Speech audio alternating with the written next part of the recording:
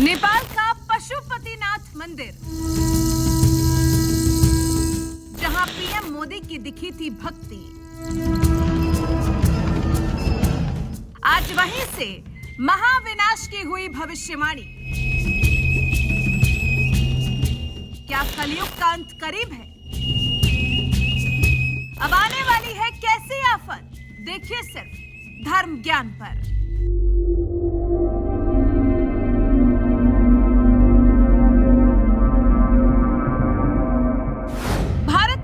मुल्क नेपाल एक ऐसा देश है जो कभी किसी की सरपरस्ती में नहीं रहा, यानी कभी किसी का गुलाम नहीं रहा।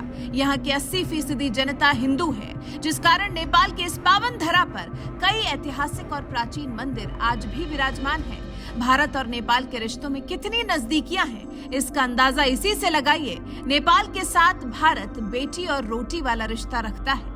अनादिकाल से ही दोनों राष्ट्रों की धार्मिक, सांस्कृतिक, भाषाई और ऐतिहासिक स्थिति आपस में सबसे ज्यादा मेल खाती है। इन्हीं कारणों के चलते पहली बार देश की सत्ता संभालते ही पीएम मोदी ने नेपाल का दौरा किया। नेपाल में कदम रखते ही अष्टमुखी पशुपतिनाथ के आगे हाजिरी लगाई। 2018 की ये तस्वीरें आपको जरूर याद होंगी, जब बतौर प्रधानमंत्री नरेंद्र मोदी विश्व प्रसिद्ध पशुपतिनाथ मंदिर में नतमस्तक हुए थे। बकायदा यहाँ पूजा अर्चना की और भगवान पशुपतिनाथ का रुद्राभिषेक भी किया था।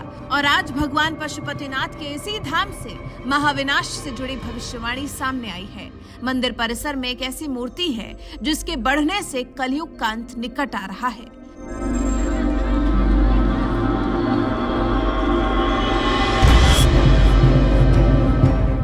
पशुपतिनाथ मंदिर से हुई भविष्यवाणी, जमीन से बाहर आई रहस्यमय मूर्ति ने दिए दुनिया के अंत के संकेत। बागमती नदी किनारे देनपाटन गांव में मौजूद पशुपतिनाथ मंदिर, जिसके निर्माण का कोई प्रमाणित इतिहास तो नहीं है, किंतु कुछ जगह पर यह उल्लेख मिलता है कि मंदिर का निर्माण सोमदेव राजवंश के पशुप्रेक्ष ने 3री सदी ईसा पूर्व में कराया था।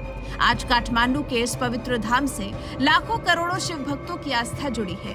कहते हैं कि 75 बरस पहले शिवना की कोख से निकली ये प्रतिमा आज दुनिया के लिए पूजनीय है। इस प्रतिमा में शिव द्वारा बाल्यावस्था, युवावस्था, अधेड़ावस्था और वृद्धावस्था के दर्शन होते हैं। इसमें चारों दिशाओं में एक के ऊपर एक 2 शीर्ष हैं। हर मुख के भाव और जीवन काल भी अलग अलग हैं। जो मुख दक्षिण की ओर है उसे अघोर मुख कहा जाता है। पश्चिम की ओर मुख को सद्योजात, पूर्व और उत्तर की ओर मुख को तत्व पुरुष और अर्धनारीश्वर कहा जाता है।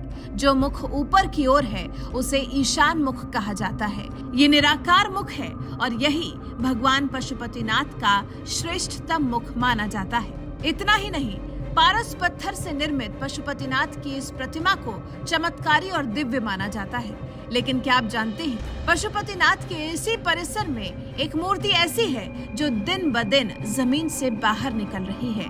ये रहस्यमय प्रतिमा किसी और की नहीं बल्कि विरूपाक्ष किरात की है, जिसे भगवान शिव का अंश माना जाता है। कहते हैं इस मूर्ति को प्राचीन काल में किराती राजाओं द्वारा बनाया गया।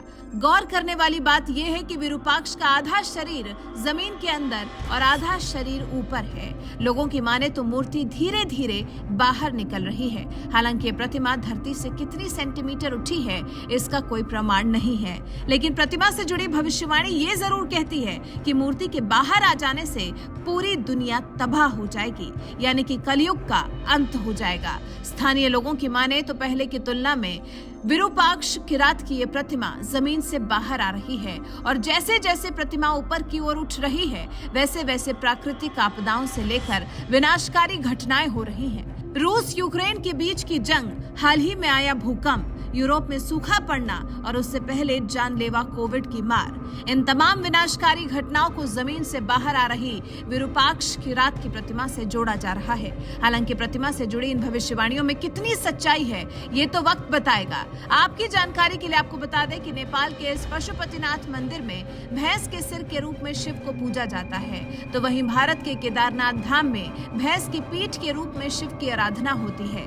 मान्यताएं कहती हैं कि पशुपतिनाथ के दर्शन दर्शन का फल बाबा केदार के दर्शनों के बराबर है। देखा जाए तो प्रत्येक शिव मंदिर में नंदी महाराज के दर्शन करने अनिवार्य होते हैं, लेकिन पशुपतिनाथ मंदिर में नंदी के दर्शन नहीं किए जाते। ऐसी मान्यता है कि नंदी के दर्शन करने से इंसान दूसरे जन्म में पशु की योनि में जन्म लेता है।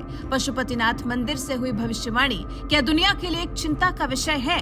इस पर आपकी क्या राय है? कमेंट करके जरूर बताइएगा।